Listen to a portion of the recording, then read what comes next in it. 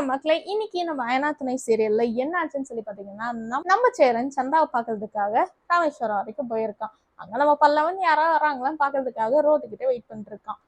அப்போ நம்ம சேரனும் சந்தாவும் பேசிட்டு இருக்கும்போது நம்ம சந்தா இந்த கல்யாணம் நடக்கிறதே டவுட் தாங்கிற மாதிரி சொல்றான். இதை கேட்ட நம்ம சேரத்துக்கு ஷாக் ஆயிடுச்சு. சரி, உனக்கு அவ்வளோ டவுட் இருக்கு அப்படின்னா என் கூடயே வந்துட்டு நான் உன்னை பாத்துக்கிறேங்கிற மாதிரி சொல்றான். ஆனாலுமே சந்தா கேட்க மாட்டேங்கிறாங்க.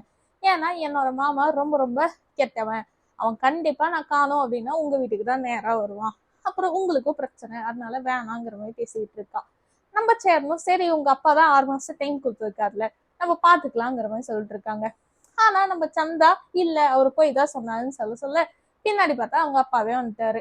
அவங்க அப்பா ஒரு பக்கம் வந்துட்டு நீ எதுக்கு இவனை பார்க்க வந்த, இதுக்குதான் நீ இந்த ஊருக்கே வந்தியாங்கிற மாதிரி திட்ட, நம்ம சேரனை பார்த்து நீ சந்தாவை மறந்துரு, நான் அன்னைக்கு சொன்னதுல சும்மாதான், உங்களை எப்படி கிளப்பதுன்னு தெரியாம நான் சொன்னேன், அது உண்மைன்னு நினைச்சிட்டு இவளுக்காக வெயிட் எல்லாம் பண்ணாதுங்கிற மாதிரி பேசிட்டாரு.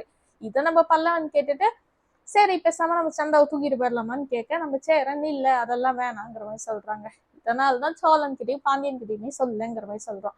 நம்ம பாண்டியன் வானத்தை பாக்குறதுக்காக மெடிக்கல் ஷாப் போறோம். அங்க நம்ம வானத்தை பயங்கரமா பிசினஸ் பண்ணிட்டு இருக்காங்கன்னு வைங்களேன்.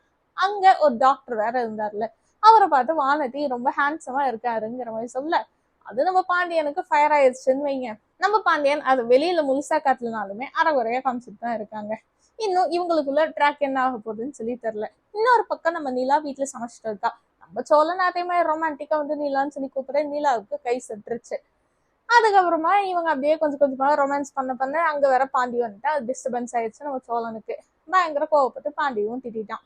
சரி நான் அப்படியே ஹாலுக்கு வந்தா அங்க வந்து பார்த்தா ஒரு கார் வந்து நிக்குதுங்க. யாருன்னு சொல்லி பார்த்தா நம்ம நிலாவோட அப்பா. நிலாவோட அப்பா நிலாவை பாக்குறதுக்காக வீட்டுக்கு வந்திருக்காரு.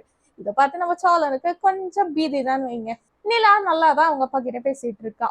சரி அவங்க அப்பாவுக்கு ஸ்நாக்ஸ் வாங்கிட்டு வருதான்னு சொல்லி நம்ம நடேசன் கேட்க நம்ம நிலா மூஞ்சி வச்சுமே அதெல்லாம் ஒன்றும் தேவையில்லைங்கிற மாதிரி சொல்லிட்டாங்க. இதை பார்த்து நம்ம நிலாவோட அப்பா என்னமோ தப்பா இருக்குங்கிறத கண்டுபிடிச்சிட்டாரு.